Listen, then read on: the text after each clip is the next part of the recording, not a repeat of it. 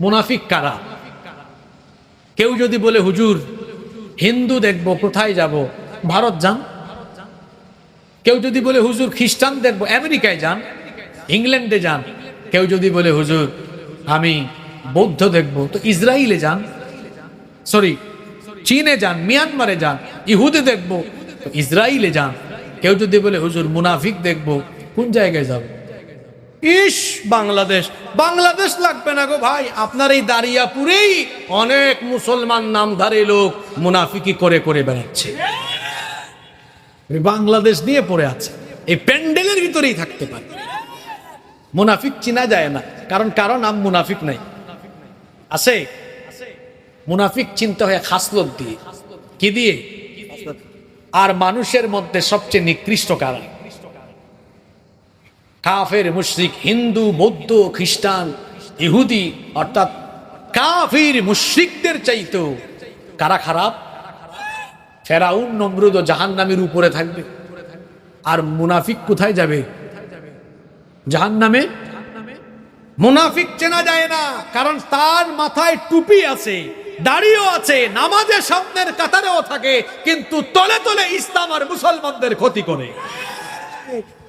কোরআনে কারিমে কাফিরের নামে সূরা আছে, মুমিনের নামেও সূরা আছে, মুনাফিকের নামেও, কাফিরের নামে একটা সূরা আছে না? কুল ইয়া আইয়ুহাল, এই সূরাটা কয় লাইন? কয় লাইন? আরে কথা বলেন, কয় লাইন? 2 লাইন।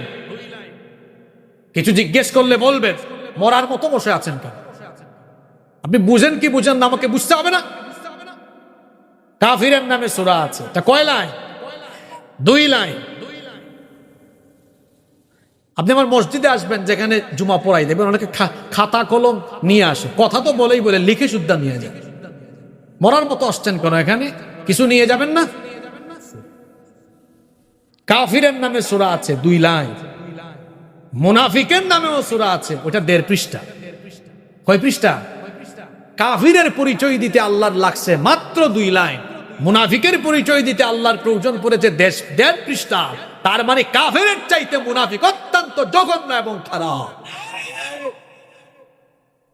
মুনাফিকের ব্যাপারে এই সূরার 7 আয়াতের 3 আয়াত কাফিরের ব্যাপারে, আর 4 আয়াত এখানেও মুনাফিকদের ব্যাপারে বেশি বর্ণনা। মক্কায় কোনো মুনাফিক ছিল? মুনাফিকদের গোড়াপত্তন হয়েছে মদিনায়। কোথায় হয়েছে? কাদের মাধ্যমে? আব্দুল্লাহ বিন উবাই বিন সুলুলের মাধ্যমে। এবং সেটা কেন হয়েছে জানেন? হাওয়া, ক্ষমতার জন্য। জানেন কিনা আপনারা? মুনাফিকদের ইতিহাস বলছি আপনাদেরকে। পৃথিবীতে মদিনায়, আল্লাহর নবী মদিনায় যাওয়ার পরে মুনাফিকদের দল বের হয়। সেটা কখন? এই আব্দুল্লাহ বিন উবাই, আল্লাহর নবী মক্কা থেকে মদিনায় হিজরত করার আগে আউস আর খাজরাজ গোত্রের মানুষ আব্দুল্লাহ বিন উবাইকে প্রায় নেতৃত্বের আসনে বসিয়ে দেওয়ার জন্য সবকিছু আঞ্জাম দিয়ে ফেলেছিল, শুধু মুকুটটা দেওয়া আর চেয়ারে বসানো বাকি ছিল। এমন সময় মক্কা থেকে মদিনায় আসলেন মুহাম্মাদুর রাসূলুল্লাহ সাল্লাল্লাহু আলাইহি ওয়াসাল্লাম। তার সব আশা, জোরে বলেন, সব আশা কিন্তু ছেড়ে দেয় নাই। কে বলছে শেষ? ছাড়ে নাই, না ছাইরা সে তখন তার সাঙ্গপাঙ্গ নিয়ে বাহ্যিকভাবে সবাইকে দেখা যায় ইসলাম গ্রহণ করেছে। বাহ্যিকভাবে ইসলাম গ্রহণ করে এই লোকটা এত খারাপ, আল্লাহ নবীর পিছনে নামাজে দাঁড়াতো, নবীজির সাথে দাওয়াত খেতে যেত, কিন্তু এই লোকটাই গোপনে গোপনে কাফের মুশরিকদের সাথে আতাত করে ইসলাম আর মুসলমানদের ক্ষতি সাধন করেছে। 1500 বছর আগে যেমন নামটা বড় সুন্দর, আব্দুল্লাহ নাম ধরে ইসলাম মুসলমানের ক্ষতি করেছে, এই 1500 বছর পরে এখনো আমাদের সমাজের অসংখ্য জায়গায় আব্দুল্লাহ, আব্দুল করিম, আব্দুল সত্তার নামের অসংখ্য লোক মুনাফিকি করে করে ইসলামের ক্ষতি করছে। মুনাফিক বড় খারাপ, তার কপালে মুনাফিক লেখা নাই, তার পিঠেও কোনো সাইনবোর্ড নাই, তাকে চিনতে হয় তার স্বভাব দিয়ে। এখন আপনারা বলবেন হুজুর কোন কোন স্বভাবে চিনবো? আসেন গো ভাই, এই যে তার স্বভাব পরের 4 আয়াতে বলেছেন কি? উঠাউঠির টাইম চলে গেছে, এখন যে উঠবে মানুষ বুঝবে তার সাথে এটা কমন পড়ছে। কি পড়ছে? একটু আগে যারা উঠছে তারা জিতছে, কারণ একটু আগে কাফিরের আলোচনা ছিল। আমরা কেউ কাফির না, এখন কেউ কাফির, কারণ আমরা সবাই আল্লাহকে বিশ্বাস করি কি করি না? আল্লাহ মানি, রসুল মানি, কিতাব মানি, আখিরাতও সব মানে। এখন মানার পরেও কারা কারা এই কাজগুলো করে না, পরের 4টা আয়াতে আসতেছে। এই কাজগুলো করবে না যারা, এই কাজগুলো করবে যারা, মুনাফিক হলো উঠতেন খালি মানুষকে বলবো তাকান, তো মানুষ বুঝবে কমন পড়ছে, মনোযোগ আছে তো। পরের 4টা আয়াত শুরু হচ্ছে কাদের ব্যাপারে? আল্লাহ বলছেন ফাওয়াইলুল লিল মুসাল্লিনাল্লাযীনা হুম আন সালাতিহিম সাহুন। ফাওয়াইলুল লিল মুসাল্লিন, অতএব ওয়াইল, ধ্বংস নামাজীদের জন্য। আচ্ছা, ধ্বংস কাদের জন্য? আপনারা আমাকে জবাব দেন। নামাজ আদায় করলে কি মানুষ ধ্বংস হয়? জোরে বলেন, নামাজ আদায় করলে কি মানুষ ধ্বংস হয়? তা আল্লাহ দেখি এখানে বললেন মুসল্লিরা ধ্বংস। মুসল্লিরা আসলে কোন মুসল্লিরা ধ্বংস? এর পরের আয়াতে ব্যাখ্যা দেওয়া কোন মুসল্লি ধ্বংস। এবার আল্লাহ বলছেন ওই সব মুসল্লি আল্লাযীনা হুম আন সালাতিহিম সাহুন, যারা তাদের নামাজের ব্যাপারে উদাসীন থাকে, গাফেল থাকে। নামাজের ব্যাপারে উদাসীন যারা, ধ্বংস হলো তারা। নামাজের ব্যাপারে উদাসীন যারা মুমিন নয়, কি তারা? আরো জোরে বলেন, আর একটু জোরে বলেন। আপনাদের প্রশ্ন হলো হুজুর, নামাজের ব্যাপারে উদাসীন কারা? 5 শ্রেণীর মানুষ নামাজের ব্যাপারে উদাসীন। কয় শ্রেণী? আসেন তো এবার মিলায়া নেই, আমার সাথে মিলে কিনা। আল্লাহর কসম, আমার সাথে মিললে তওবা করে আমি নিজে বাড়ি যাব, সংশোধন হব, এই নিয়তে আপনারাও শুনবেন। রাজি আছেন? মুফাসসিরগণ 5টা ব্যাখ্যা দিয়েছেন নামাজের ব্যাপারে উদাসীন। 1 নম্বরে তারা যারা নিয়মিত নামাজ আদায় করে না, ইচ্ছা হলে নামাজে যায়, ইচ্ছা হলে নামাজে যায় না, অনিয়মিত নামাজি।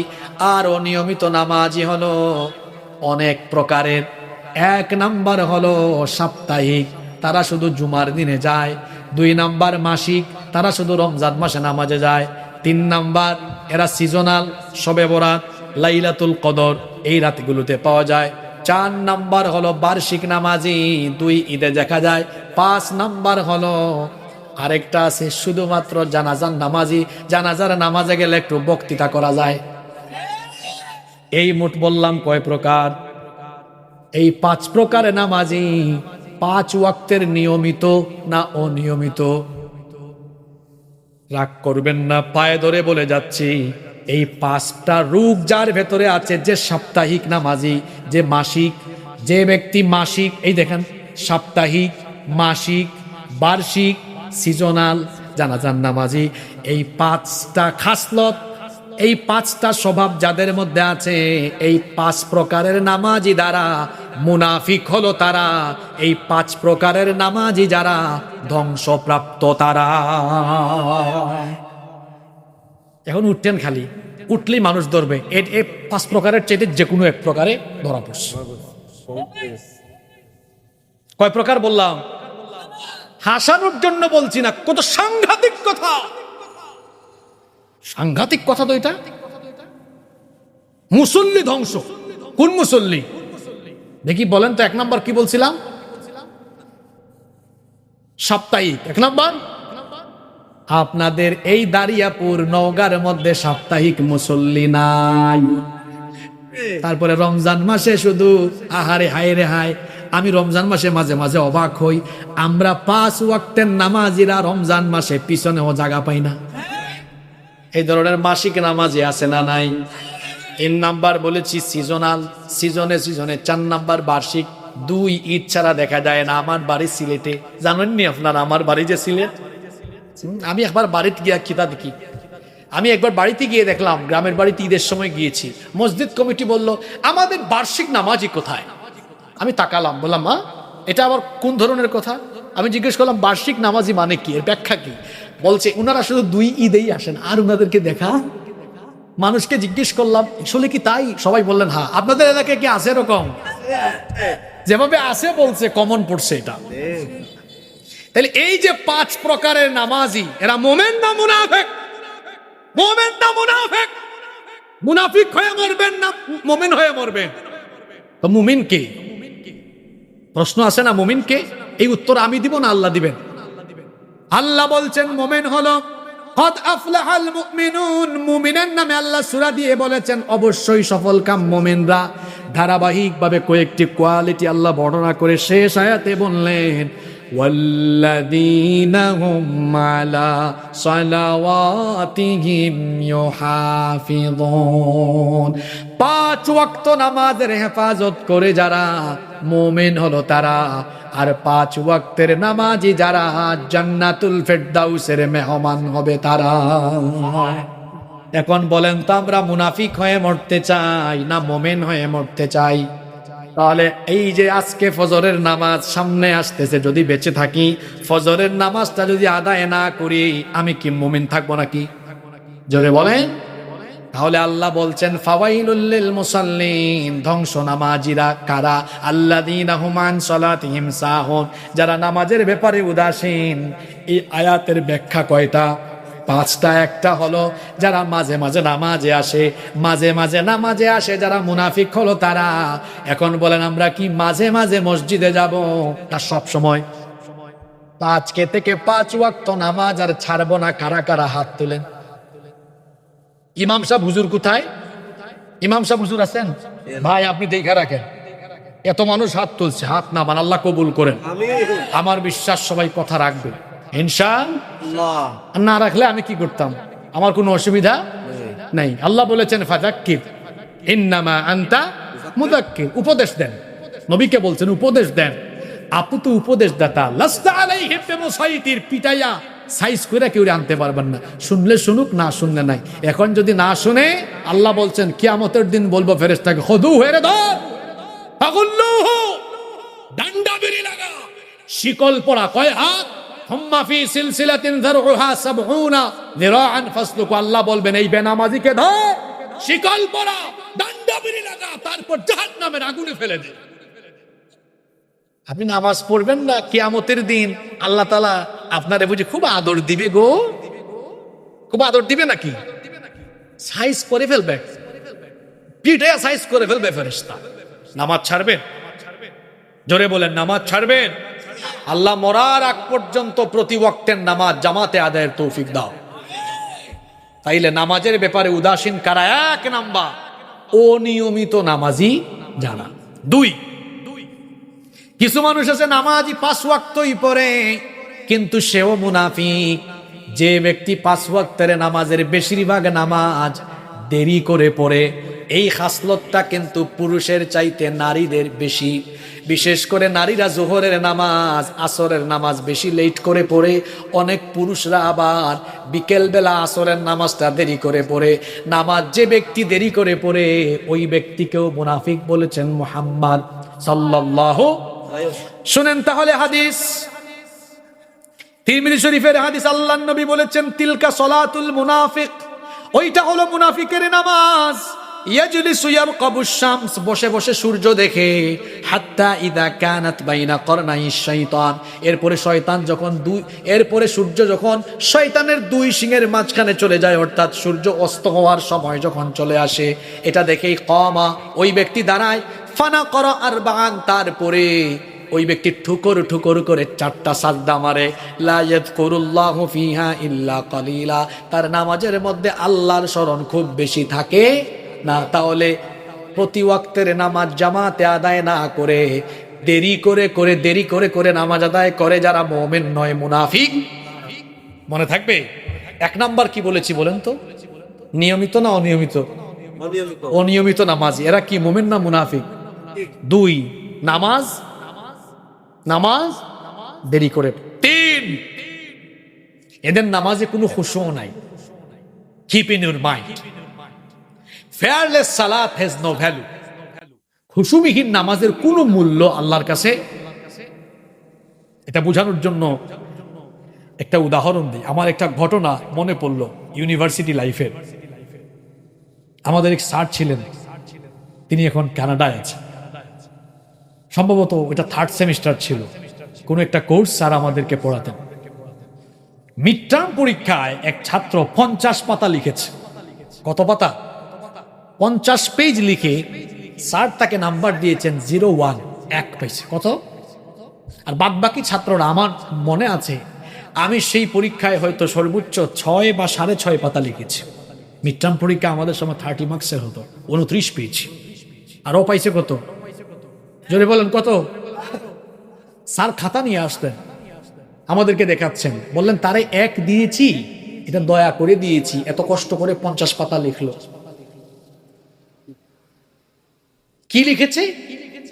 প্রশ্নের সাথে উত্তরের কোনো মিল। নামাজের কোয়ান্টিটিটা গুরুত্বপূর্ণ নয়, কোয়ালিটি গুরুত্বপূর্ণ। কথাটা কি বললাম?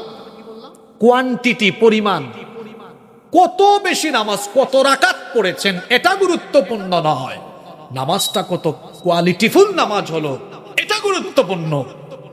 একজন সাজদা দিয়েছে, একজন নামাজ আদায় করেছে 10 রাকাত তাহাজ্জুদ, আরেকজন পড়েছে 2 রাকাত, কিন্তু 2 রাকাতে রুকু সুন্দর, সাজদা সুন্দর। ওই যে এখানে যারা ছাত্র ভাইয়েরা আছেন, একজন একটা প্রশ্নের উত্তর লিখে 1.5 পৃষ্ঠা, ঝকঝকা ফকফকা লেখা সুন্দর প্রশ্নে যা উত্তর তা পরীক্ষক দিয়েছেন 10-এ 9।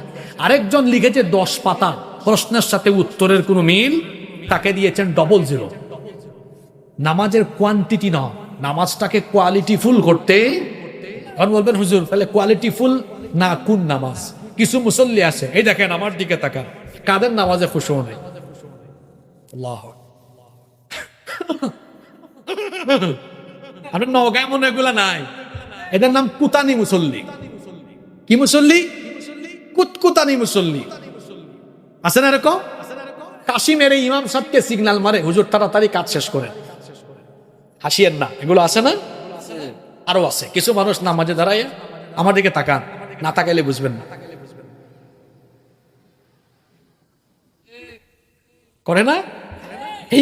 এইরকম কারবার একবার আমার সাথে ঘটছে।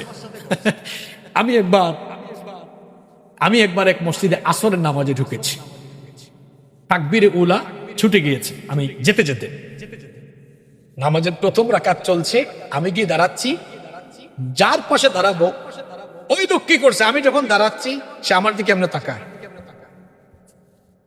আমিও বুঝলাম এটা দুষ্ট মুসল্লি। আমি তার মাথা ধরে বললাম, মিয়া আমার দিকে না ওই দিকে তাকা। এরকম মুসল্লি আছে না? আরে আরো সাংঘাতিক দুষ্ট মুসল্লি আছে, ওরা সাজদায় গিয়া মাথা টেনে ভালো করে দেখে, ওই যে পিছন দিয়ে কয় কাতার হইছে, দেখে কি দেখে না? এই নামাজে খুশু আছে? অনেকে আছে নামাজে দাঁড়াইয়া কলার ঠিক করে, এরকম দাড়ি ঠিক করে, আছে না? আল্লাহ নবী মসজিদে নববীতে দেখলেন এক লোক নামাজে দাঁড়িয়ে দাড়ি এরকম খেলাধুলা করছে। নবীজি বললেন, লাউ খাশা কলবাহু লাখাশিআত জাওয়ারিহাহু, লোকটার অন্তরে যদি আল্লাহর ভয় থাকতো, নামাজে দাঁড়িয়ে এরকম দাড়ি নিয়ে খেলাধুলা করত। কিছু মানুষ আছে নামাজে গিয়ে ফ্যান গুনে, কি গুনে? 2 বন্ধু নামাজে ঢুকেছে, নামাজ থেকে বের হইয়া একটা আরেকটারে কয়, দোস্ত দেখছো এই মসজিদে 104টা ফ্যান্স। কয় তুই কেমনে জানাস? কয় হুজুরের কাম করছে, আমার কাম আমি করছি। অনেকে আছে আবার ব্যবসায়ী, নামাজে গিয়ে হিসাবও করে। এক মসজিদ, বাজারের মসজিদ, এশার নামাজে ইমাম সাহেব সালাম ফেরায় বলতেছেন, ভাই গো, ও মুসল্লি ভাইরা, আজকে আমার একটু খটকা লাগতেছে না, আমার 4 হইল না 3 রাকাত হইল। কেউ কথা কয় না। এক মুসল্লি দাঁড়ায় বলে, হুজুর আমি 100% নিশ্চিত আজকের নামাজ 3 রাকাত হয়েছে। ইমাম সাহেব জিজ্ঞেস করলেন, আপনি এত নিশ্চিত কিভাবে হলেন?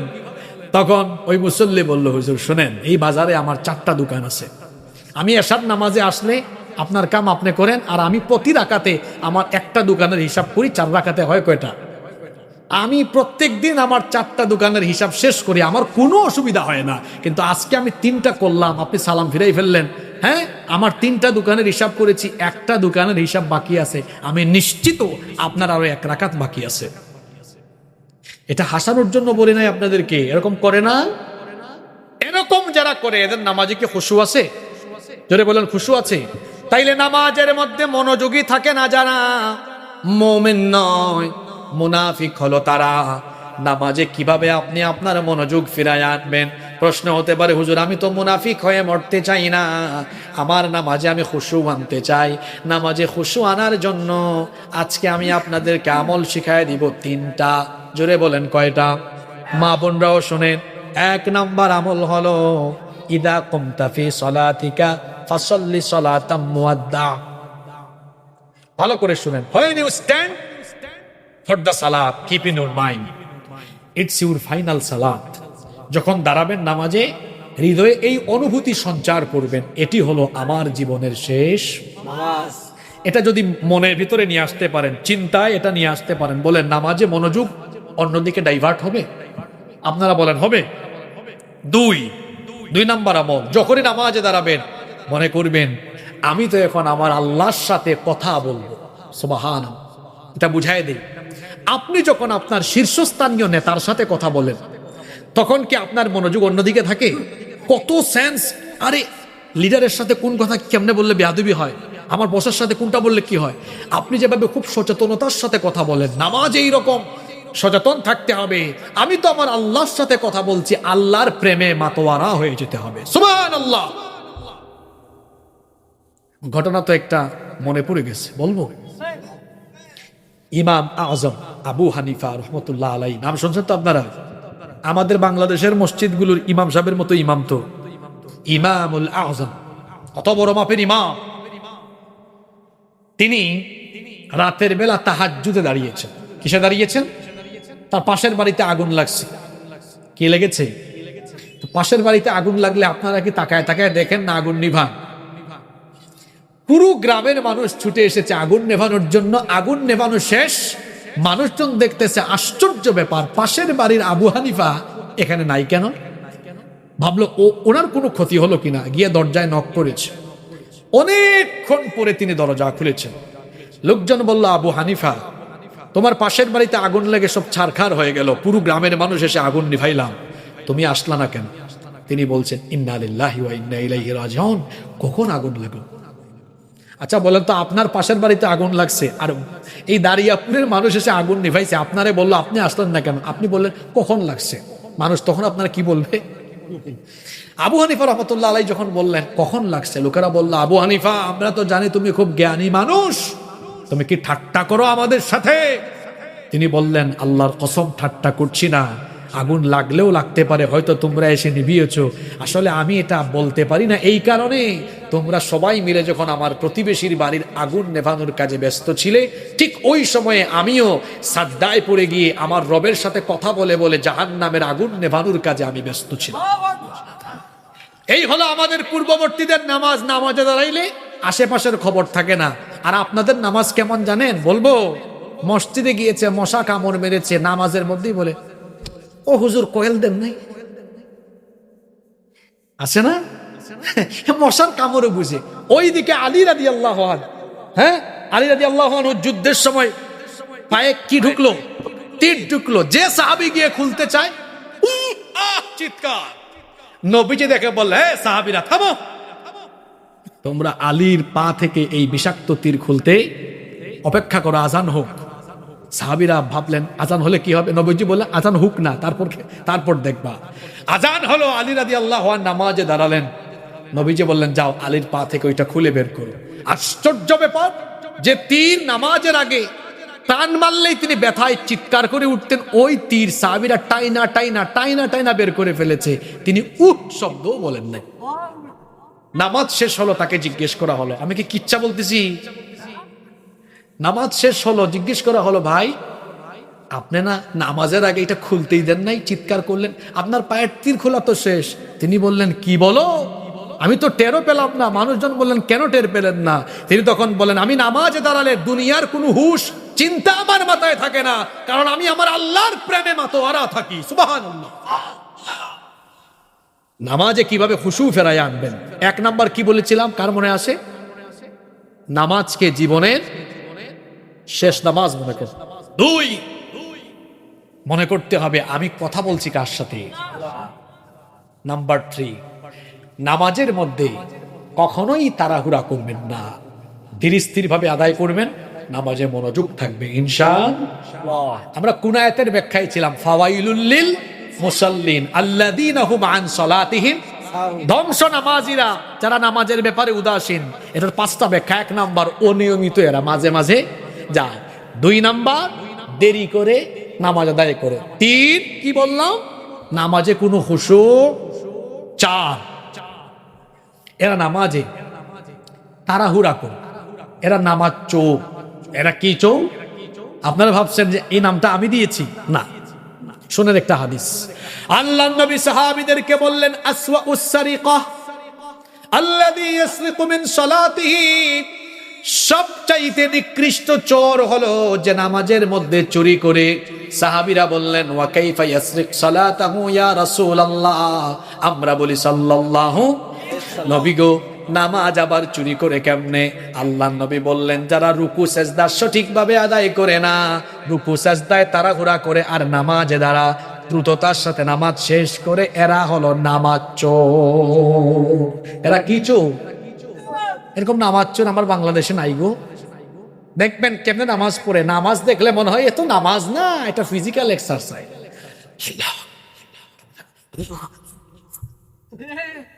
আছে 2 মিনিটে 4 রাকাত আছে না? এরকম আপনাদের এলাকায় এরকম দেখছেন কিনা আপনারা? আল্লাহু আকবার, রুকুতে গেল, কিচ্ছু বোঝা যায়? ইন্না লিল্লাহি ওয়া ইন্না ইলাইহি, তাড়াহুড়া করে নামাজ। অনেকের সাথে মিলতেছে, ঠেকছেও, এর আগেও উঠতে পারে না। উঠতে যদি পাবলিক মনে করে এই রোগের রুগী সে, কি ঠেকনটা ঠেকছে আজকে। হ্যাঁ, ভয় পাইয়েন না, সাইরা দেবো একটু পরে। ভাবতেছে হুজুরও বড় কৌশল করে রাখছে আজকে। হ্যাঁ হ্যাঁ, গজল ওয়াজ চলে যাচ্ছে এইদিকে, তাফসীর চলে, কি এর মেসওয়াক, নামাজ শেষ হোক আগে। এখন খুব জুস আসছে গো। 4 নাম্বার কি বললাম, নামাজে এরা কি করে? চুরি করে। রাসূল সাল্লাল্লাহু আলাইহি সাল্লাম বলেছেন, কিছু লোক আছে মুরগির দানা খাওয়ার মতো ঠুকঠুক ঠুকঠুক করে নামাজ আদায় করে, রুকু সাজদা করে। আপনারা কি ওইটাকে দানা বলেন নাকি ওই অনেক এলাকায় কুদি বলেন, দানাও বলে? আপনারা কি বলেন? কুদো বলেন না, দানাও বলেন।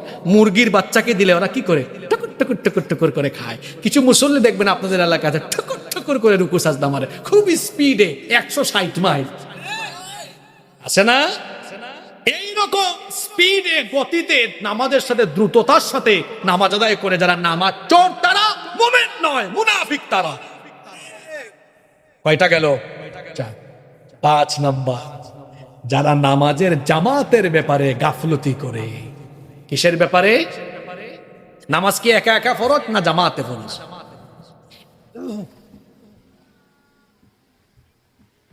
মুরব্বি মুরব্বি কি হয়েছে বাবা?